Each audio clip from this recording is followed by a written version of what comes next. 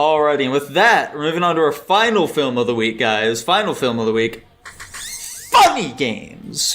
Funny games. Funny games. Jackson, want to tell the people about funny games? Yeah, this was my pick. I picked this because I don't know, to be honest. I watched a YouTube video. They talked about a specific scene in it. I don't remember what that scene was. Throughout the entire watching of this movie, I had no idea what that scene was. It was probably the remote control theme. That's what I'm assuming as well. Because that's the big famous one that everybody talks about in this movie. Oh yeah, no, the cool remote control scene.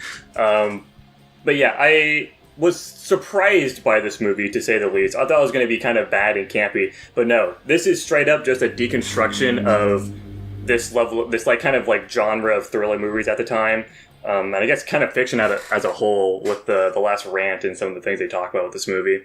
But yeah, it's kind of hard to talk about the plot of this movie because it doesn't really matter that much, to be completely honest. It's mostly about the appeal of, the deconstruction. This movie starts out with 15, 20 minutes of basically nothing happening. Of course, that's supposed to be a poke at the fact that a lot of the time horror movies start out with nothing fucking happening until it all just suddenly happens, decent ways into it. First interaction, right, is we got the wife in the kitchen. She's cooking, and one of the two antagonists comes up and asks for some eggs. This is supposed to be a poke at the fact that the justifications for a lot of the horror, whatever, of these movies. I probably shouldn't be explaining all of the fucking deconstruction. Probably not yet. No, just go through the plot first. Okay, yeah. So they're asking for some fucking eggs. They're really just looking for an excuse to start a home invasion. Basically, they get it. They kill the dog in the meantime after ask for some golf clubs. Husband comes in. They fucking clack his knees, break his fucking leg.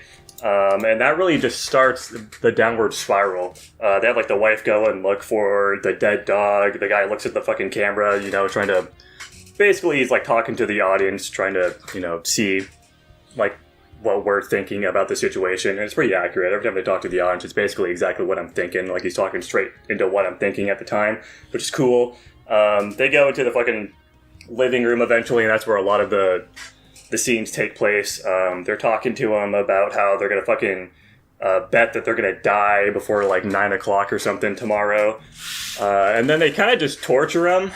It's really hard to watch.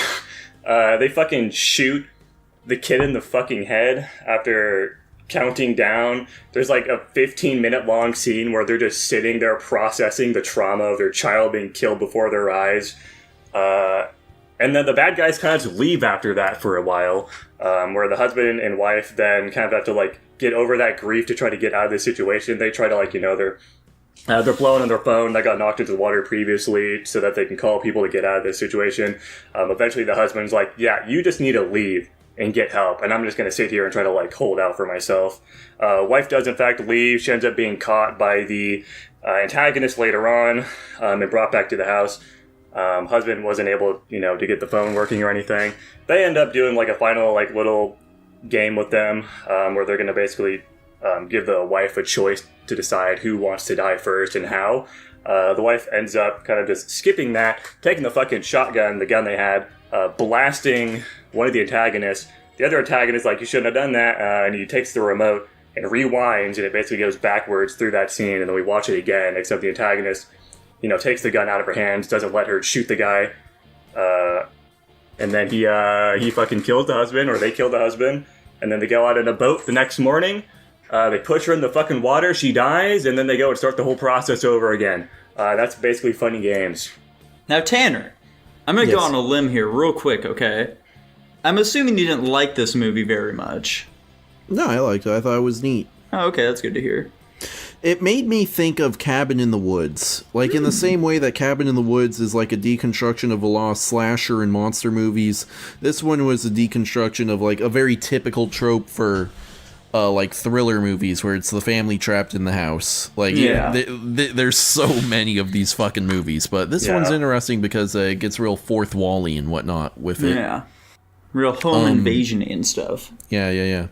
I thought I found the acting pretty interesting. Sometimes it was stilted and weird in an intentional way, and then sometimes it was just so hyper realistic. The I don't even know what word to describe the noise. The noises the husband is making after his kid dies, I was holy shit. I feel like I am actually watching a man who has seen his child be obliterated in front of him. Yeah. Like that was... I was gonna say, that's actually one of my biggest strengths with this movie, is the fucking acting is so good. It's actually incredible. Like, it literally looks like you're just watching this happen. Like, this isn't a movie, this is just something that's happening. And it was insanely immersive, which is, I think, what really lends itself to why this movie is so fucking hard to watch. Like, this movie is agony to get through, because it's just so realistic in the portrayal of everything. I think the character motivations were really solid throughout, and it's brutal. Yeah, speaking of the motivations, by the way, that's one big thing that they really fucking touch on with this film, is that we have no idea why these guys are doing this whatsoever, and their explanation for it, when they're initially given, like, their background or whatever, it's very reminiscent of something else we've talked about on the channel, My Short Story, perhaps, that we were talking about. Do you guys remember this at all? Do you remember it all? Or you remember My Short Story that I wrote? In which, similarly to in My Short Story, in here, when they're asked about their motivation as to, like, why all this shit is happening, they just give a bunch of, like, random bullshit. They're like, it doesn't fucking matter why this is happening. What our reason is, like, not going to change your circumstances whatsoever. Like, just fucking deal with it. It's like the Joker in The Dark Knight. Exactly. It's just like the Joker in The Dark Knight. Yeah, this movie, playing on your expectations, is really good too. Like, obviously, I mentioned it already, but whenever they're talking to the camera or something, it's basically exactly what you're thinking at the time. When the wife was going looking for the dog, for example, I knew, like, exactly what was happening. The guy's looking at me, looks right back at me. I was like, okay, yeah, they got me. That's exactly what I was thinking. Or, when they're, betting on, like, the lives of these people, that's what I'm thinking. I'm like, are they gonna fucking kill him? I'm trying to decide what's happening, and then they're basically asking me the moral quandary I'm already thinking of. And they even, like, do the very start of the movie, they had the red herring with the knife. The wife's like, yeah, I need that knife back, and then she gets it in the end, and it doesn't even fucking matter. Yeah, exactly. Really laying into the fact that, like, they had no chance. It doesn't matter. This was all pointless in the end, basically. This movie does a really fucking good job at deconstructing this genre. It's really impressive. Yeah, the way they deconstruct it, where they're talking about, like, yeah, so, like, all this shit that's happening, like, this is what you want, right? Like, this is entire purpose. Like, you're here to, like, watch people suffer or whatever, right?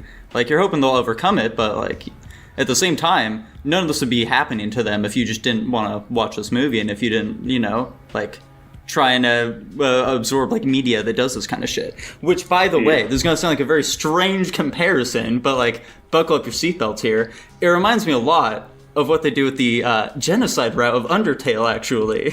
Oh, okay. Where, interesting. All the bad things are happening, like, that's entirely of your own volition. Like, you can make it stop if you want to, just, like, walk away. None of this shit needs to be happening. Like, it's only happening to these characters because you're making it happen. But, like, Yeah, which is a big part of what that's like a big part of the critique about fiction in itself, because this isn't just a movie talking about thrilling movies and deconstructing that, but it's also just talking about the just state of fiction in general, which is cool. I'm going to talk about, like, one last thing with the deconstruction thing, that being with that 15-minute or so long scene, however long it is, where you have the wife and the husband on the ground of the living room when they're after their child got their head blown off. That scene is totally supposed to be, like, uncomfortably long. That's the whole point, because it's trying to make you want the people to come back. Like, it's supposed to be boring, it's supposed to be uncomfortable, because it's trying to get you to want the fucking bad guys to come back and start doing these horrible things to them again. Even though it's horrible, you don't want that to happen, because you want these people to live, you want them to get out of the situation. But, like, the scene being so fucking monotonous and boring, is the whole point of that is to want you to have these people come back and keep doing these horrible things to them. You just want something to be happening at that point. Yeah, exactly. Even it's like the I don't know if you guys have seen those videos or something where, like, they lock somebody in a room with a button. If you press the button, it shocks you. But after because of boredom, people will click the button anyways, even though it's doing something bad to them, just because it's something to do. It's kind of playing on that. You'd rather have something horrible and bad happening than nothing at all. That's my last part of the deconstruction thing, I think. Yeah. And Dylan, you've been pretty silent throughout this conversation. What were your thoughts on the film? I mean, I kind of just second everything you guys say. Movie definitely had a very interesting take on the horror genre. There were definitely a lot of situations in which I was like, clearly, it's, like, two adult people, like, and I don't know, maybe I, like, sorely misjudged how hard they hit the dad's leg with the golf club. But I was like, surely, I don't know. I'll second what Jackson said. There was a lot of like moments in this movie where I was like, you guys could literally just do X, Y, Z. But that's obviously what the movie wants us to think of, what they want us to, have happen. But we know that it's not going to, so we're expecting the other outcome instead. But yeah, no, this movie fits into, what it's trying to do very well. I thought the really weird part was the fourth wall breaking. That didn't really make or break the movie for me. That was just kind of like a weird thing that I've never really seen a horror movie do before. Usually fourth wall breaking is for like the funny moments or whatever you want to say. But other than that, the whole like pause scene of like absolutely nothing going on, the parents are sitting there grieving, makes a lot more sense now. I definitely did not get that sitting there watching it, but I guess the feeling that Jackson was describing was definitely, I was like, oh my god, something needs to happen. I don't want to sit here and like think about the child that just got blasted by a shotgun and these parents having to deal with that reality now. Like, just get me out of this situation. So I guess in reality, I experienced exactly what this movie wanted, and that's pretty good, I guess. Solid, dude, solid. So, real quick here, I do actually have like a couple gripes with this film, though. Okay. Yeah, talk about the boat scene with them talking to the people on the boat. Go ahead. That fucking boat scene where they're talking to the people on the boat, okay? So, like, she's, like, walking out here with this dude, just, like, chilling with her, and, like, they go and talk to, like, this group of folks, like, out on a boat, and the entire time, like, he doesn't have a weapon on him at that point. Yeah. Why doesn't she just, like, tell him, hey, these guys are fucking psychos, and they're fucking with us, they injured my husband. Can you guys, like, help out here? Maybe, like, beat this guy up with me? Yeah, there's, like, 4 adults in that scene. She could have, like, grabbed him at least, and then the other 3 could have jumped off the boat and, like, done something. I assume it's because the other guy had the kid with him. I mean, what the fuck are they gonna do? They're, like, pretty far away from the house at this point. Yeah. Did they have the shotgun at that point in time? No, they didn't. They got that. So then at that point, that would have been easy. That situation could have been very easily dispatched, I suppose. Maybe it's because she's a woman. She can't make rational decisions like that, Decision. I think it's mostly just because there was like fear of the unknown of what would happen. She has to attempt to convince these people that this is happening, right? He's also there. He can just attempt to, defend himself and be like, I don't know what the hell she's talking about. Because she's like clearly going crazy or something. Why would this ever be happening? Because it's like, an insane situation. Obviously, the guy could just potentially overpower them. There are a bunch of fucking old people just knock them in fucking water or something. I don't know. There's definitely an out there that she could have taken and she didn't. This kid is definitely persistently convincing. Like, he just it seems like he talks himself in and out of situations very easily. So maybe that factor could have come into play in that scenario. I don't know. Yeah. I think my biggest gripe with this movie is not the boat scene, but it's actually just the fact, and it's definitely a product of what it is as a deconstruction of this genre. But the movie definitely suffers from the issues that it gives itself because of its deconstruction. Mm-hmm. Like, the 15-minute long scene of them just fucking sitting there wasting time. The whole point of that scene is to waste time, but it's still just wasting your fucking time at the end of the day. Whole first part of the movie is completely pointless. That's definitely like my biggest gripe with the film as well. There are a lot of scenes that go on for way too long. I understand why they're there, but at the same time, they really don't add much to the movie ultimately. Yeah, I think that scene after the child dies, I think that's really the only time I can really justify it. The rest of the time it's I understand this is supposed to be uncomfortable or whatever, but at the same time this can very easily be remedied. You can just the egg scene. Egg scene is 15 fucking minutes. It's so long. That's a big one. That one's super fucking long. When the child is running away, trying to find a way around the house or whatever, that goes on for a really long time as well. Just that kind of shit, Yeah. Alas, we see what you're doing, but you can't be fucking past it. That's just it's just what's gonna happen, man. I don't think there's really any way of them avoiding that. They could have cut those scenes down a lot, but then it's not as poignant as what it's trying to do. I don't think it would detract it that much from the film if they cut those scenes down. Fair. I think it's as an actual deconstruction, it increases the quality of it, but as an overall movie, I think it lessers it. Yeah. Mm. I kind of wish the guys were a bit more violent up front to establish themselves as more of a threat. Because, like, the guy getting hit in the leg by the golf club, it doesn't look that bad. Obviously, the way they play it off is, okay, he is, like, really, really injured. Broke his fucking leg. Yeah, but, like, I'd say up until they actually start, like, you know, fucking stabbing them and shit, you're like, these guys don't seem like a physical threat at all, and I'm not really buying this. I think that's entirely intentional to a degree, though, because, like, until Nico, intention out... until they, like, really establish, like, oh yeah, by the way, we definitely want to fucking kill you, and, like, the three of you are not going to make it until, like, 9 a.m. tomorrow morning. I think, like, up until then, it's like, okay, well, what really is their game here, you know, for lack of a better word. Yeah. Because they're talking about, like, oh yeah, like, you know, I'm pre-med, I can, like, fix that leg up, don't worry about it, like, you came at me and stuff like that, like, I was just defending myself at the end of the day, you know? Like, it's still very questionable what they're actually trying to get out of this entire exchange, so I think that it's totally fine, them playing it off the way that they did. Yeah, I'm also like on the completely opposite end of the spectrum as Tanner too, because I honestly think they took control of that situation like really fucking well, and it was kind of scary how good they were at it. I mean, obviously they've been doing it for a while. Like they immediately crippled the one person that was like able to like, you know, defend themselves. Obviously the woman's not going to be able to fucking fight against two grown men, and the kid's not really going to be able to do anything. Guy's got a broken leg.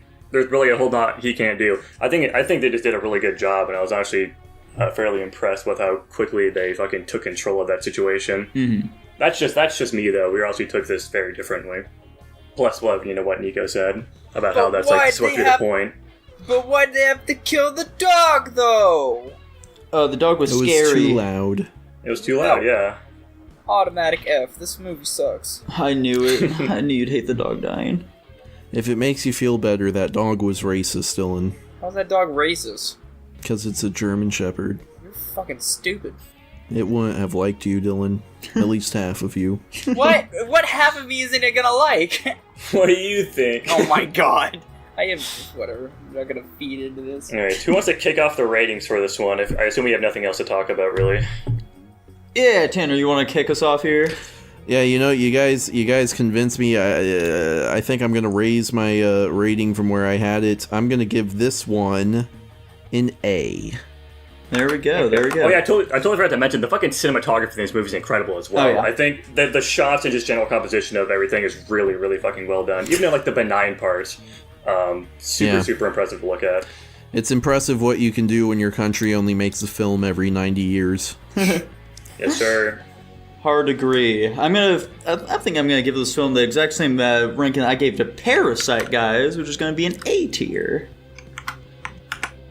Yeah, I'm definitely much higher on this film than you guys are. I honestly don't think the boring parts of it really detracted from that much, just because I understand where it's trying to go with that. I'm giving this. I understand too, Jax. I just don't like it.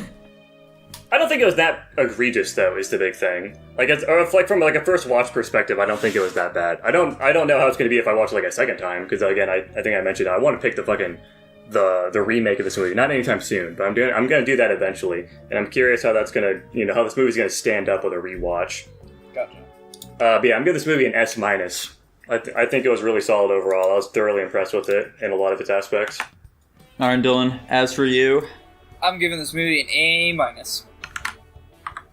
Not tripling down on the S-minuses this week. Why would I do that? I don't know. Because it'd be funny. Wait, did he give both Pandora and Fallen World S-minuses? Yes. Yes. Oh, okay. Anyways, that puts us at an A. Nice. Wow. Pretty respectable for this type of movie, to be completely honest. This movie can definitely be very hit or miss. Yeah. Tanner, what did you originally have this movie put out before our argument? B+. B+, okay. Why did you call it an argument, Jax? That wasn't an argument at all. Or I meant like our arguments for the movie is what I was trying to I say don't with have that. any arguments about any of these movies. Yeah, we really didn't do a lot of arguing about this movie.